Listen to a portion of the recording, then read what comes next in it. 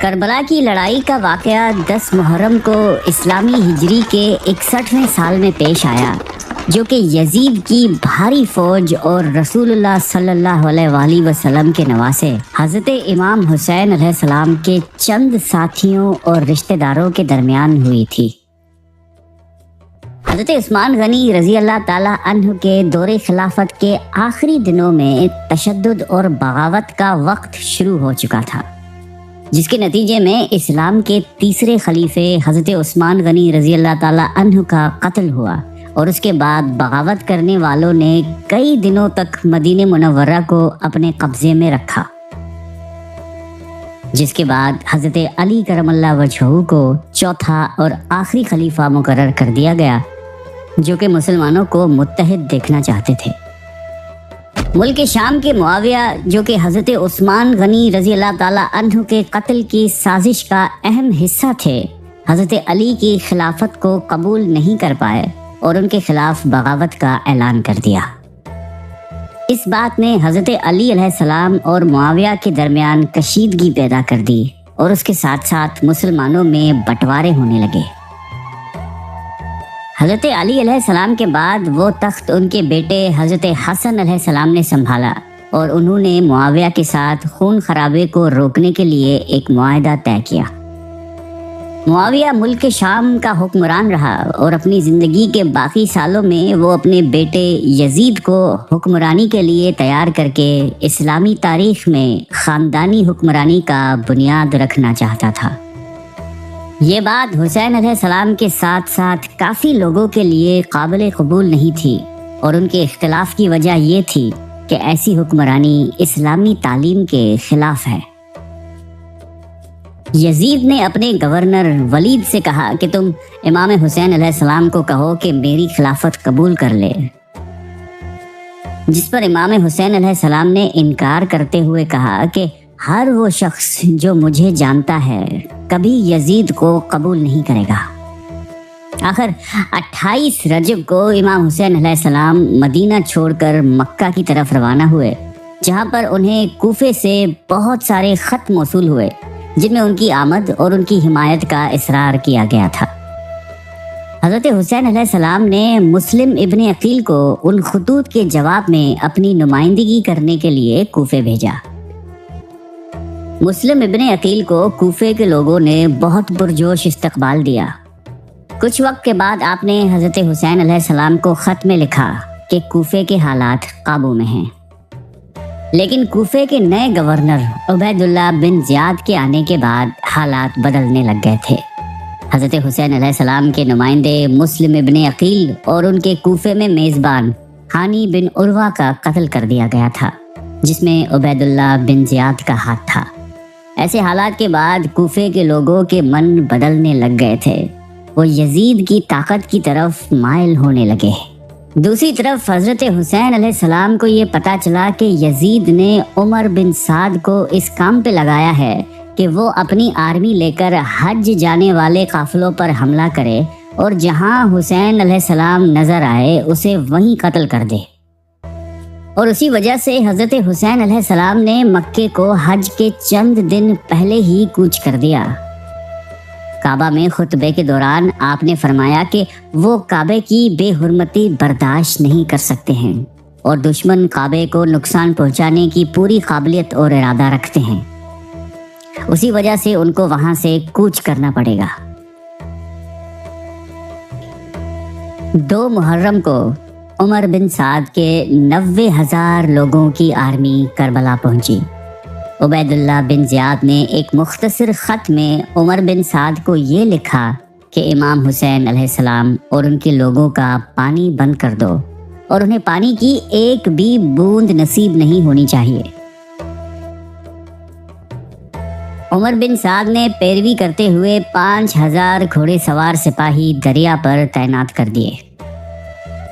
امام حسین علیہ السلام کے ایک ساتھی نے عمر بن سعد سے ملاقات کی اور پانی کی رسائی کی درخواست کی، جو عمر بن سعد نے رد کر دی۔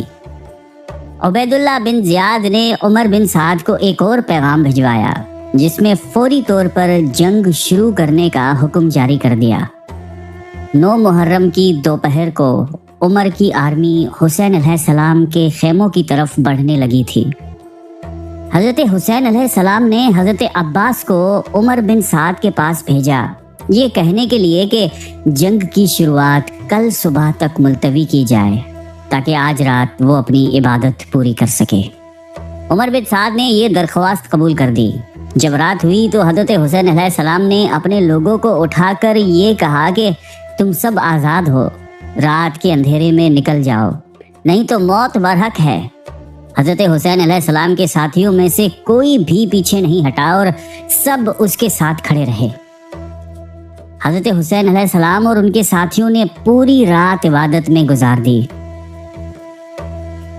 10 محرم یوم عاشورہ کو حضرت حسین علیہ السلام نے اپنے ساتھیوں کے ساتھ فجر کی نماز پوری کی اور اس کے بعد زہیر بن قین کو ایک طرف کی آرمی اور حبیب بن مظاہر کو دوسری طرف کی آرمی کی سربراہی کی ذمہ داری سونپ دی اور حضرت عباس کو علمدار بنایا۔ امام حسین علیہ السلام کی آرمی میں 42 گھوڑے سوار اور 40 پیادے تھے۔ دوسری طرف یزید نے اپنے چیف کمانڈر شمر کو عمر بن سعد کی جگہ فوج کا سربراہ بنا کر بھیج دیا۔ عمر بن سعد نے سب سے پہلے آگے بڑھ کر پہلا تیر حضرت حسین علیہ السلام کی فوج کی طرف چلایا اور اس کے ساتھ ساتھ عمر بن سعد کی آرمی نے حضرت حسین علیہ السلام کی فوج پر تیر برسانے شروع کر دیے۔ تیروں کی بارش سے حضرت حسین علیہ السلام کے تقریباً سارے پیادے شکار ہو چکے تھے۔ دونوں طرف سے لڑائی کا آغاز ہو چکا تھا۔ تلواریں، گھوڑے، خون۔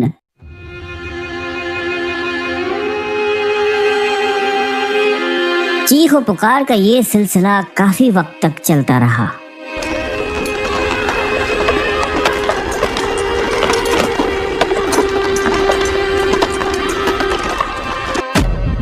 پھر عمر بن سعد کے لوگوں نے حضرت حسین علیہ السلام کے خیموں پر تیر برسانے شروع کیے جہاں پر بیویاں اور بچے محفوظ تھے۔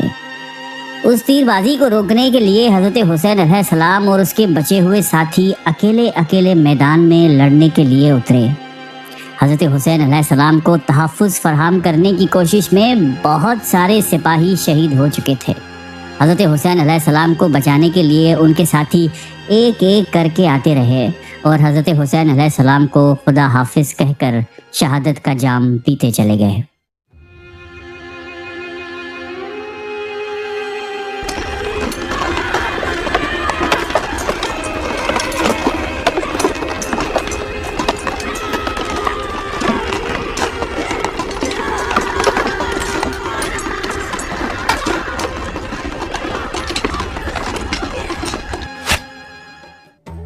کل 72 لاشیں کربلا کی ریت کو نظر ہوئیں جن میں حضرت حسین علیہ السلام کی شہادت بھی شامل تھی۔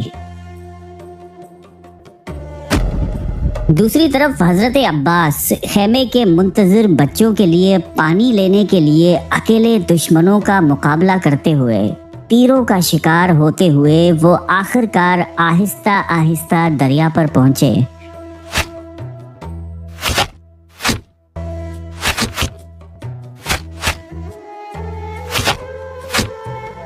جہاں پر وہ خود پیاسے ہونے کے باوجود ایک بھی گھونٹ پانی نہیں پیا، بس پانی بھر کر اپنے دائیں کاندھے پر لٹکا کر واپس مڑنے لگے۔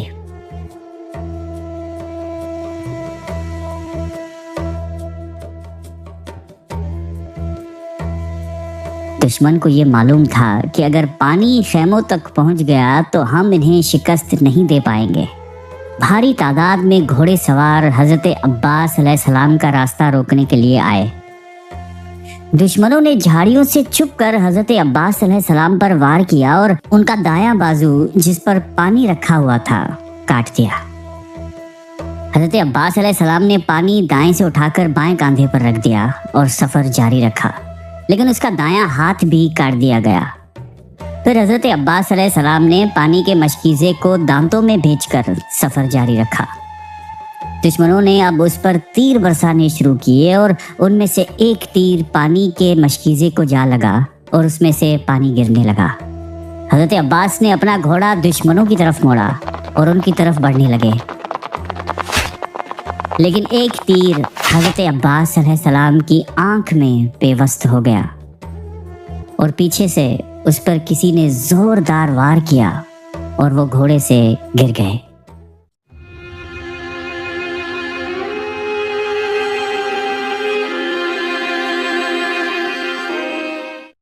آخری لمحات میں آپ علیہ السلام نے کہا کہ میں بی بی سکینہ سے پانی کا وعدہ کر کے نکلا تھا جو میں نہیں لے جا سکا، تو مجھے خیموں کی طرف مت لے جانا، میں بی بی کو کیا منہ دکھاؤں گا۔ دوسری طرف حضرت حسین علیہ السلام نے یزید کو اکیلے لڑنے کی پیشکش کی تھی جو اس نے قبول کی، اور حضرت حسین علیہ السلام اپنے راستے میں آنے والے ہر دشمن کو راستے سے کامیابی سے ہٹاتے ہوئے آگے بڑھتے چلے گئے۔ اکیلے سر حضرت حسین علیہ السلام نے یزید کی آرمی کے بہت سپاہیوں کو گرا دیا۔ آپ لڑتے رہے اور زخم بھی کھاتے رہے۔ پھر اچانک سے ایک پتھر ان کے سر پہ آ ٹکرایا، اور جیسے ہی حضرت حسین علیہ السلام اپنے چہرے سے خون صاف کرنے لگے تو ہوا میں اڑتا ہوا ایک تیر حضرت حسین علیہ السلام کے دل میں پیوست ہو گیا، جس پر انہوں نے کہا، لا الہ الا اللہ محمد الرسول اللہ۔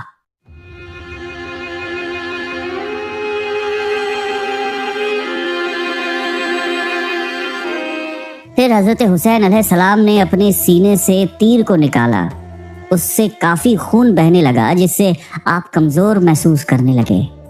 دشمنوں نے حضرت حسین علیہ السلام کی اس حالت کو دیکھ کر وار کرنا بند کر دیے۔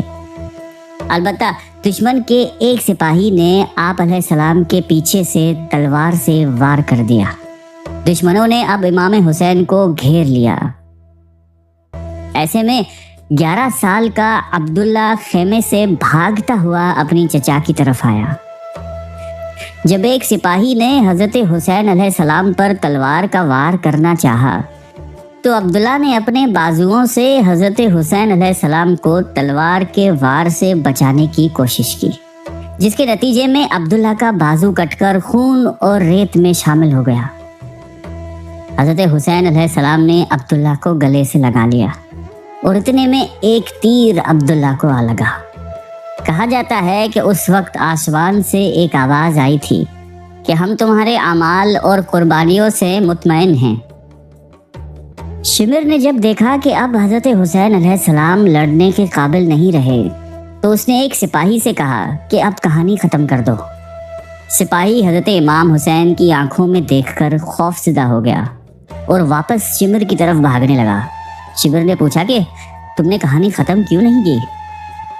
تو سپاہی کہنے لگا کہ حضرت حسین علیہ السلام کی آنکھوں میں نے رسول اللہ صلی اللہ علیہ وآلہ وسلم کو دیکھا ہے جو بہت ناراض ہیں۔ غصے میں آ کر شمر نے دوسرے سپاہی کو بھیجا کہ وہ حسین علیہ السلام کے پاس جا کر کہانی ختم کر دے۔ دوسرا سپاہی بھی خوف زدہ ہو کر واپس بھاگتا ہوا آیا، کہنے لگا کہ میں نے حضرت حسین علیہ السلام کی آنکھوں میں حضرت علی علیہ السلام کو دیکھا ہے جو بہت ناراض ہے۔ شمر کو اور بھی زیادہ غصہ آیا اور اس نے کہا کہ یہ کام مجھے خود ہی کرنا پڑے گا، اور وہ خود ہی اس درخت کے پاس گئے جہاں امام حسین بیٹھے تھے۔ اپنے لوہے کے جوتوں سے شمر نے حضرت حسین علیہ السلام کے سینے پر ایک زوردار وار کیا۔ حضرت حسین علیہ السلام زمین پر گر گئے۔ شمر نے حضرت حسین علیہ السلام کے اوپر آ کر جیسے ہی ان کا گلا کاٹنے کے لیے وار کیا تو حضرت حسین علیہ السلام نے شمر سے پوچھا کہ تم نے آج نماز پڑھی ہے؟ اور اس سوال نے شمر کو حیران کر دیا۔ شمر نے یہ نہیں سوچا تھا کہ کوئی بھی شخص جو حضرت حسین علیہ السلام کی حالت میں ہو وہ اس طرح کا سوال کر سکتا ہے۔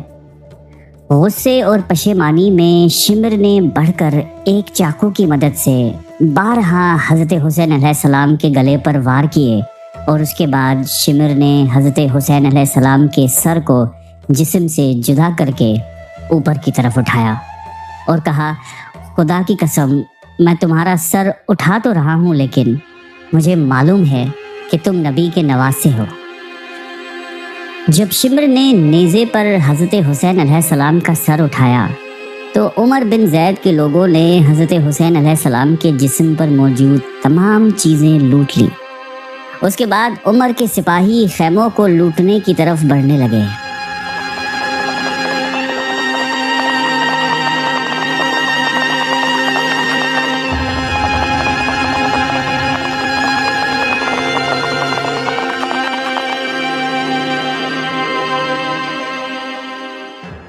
بیویوں کو خیموں سے نکالا گیا۔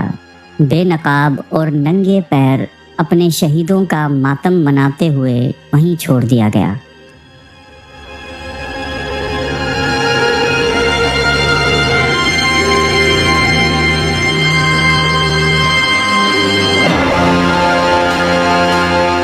فوجیوں نے سارے خیموں کو آگ لگا دی۔ 10 گھوڑے امام حسین علیہ السلام کی لاش کو یزید کی طرف لے گئے تھے اور حسین علیہ السلام کا سینہ اوپر تھا۔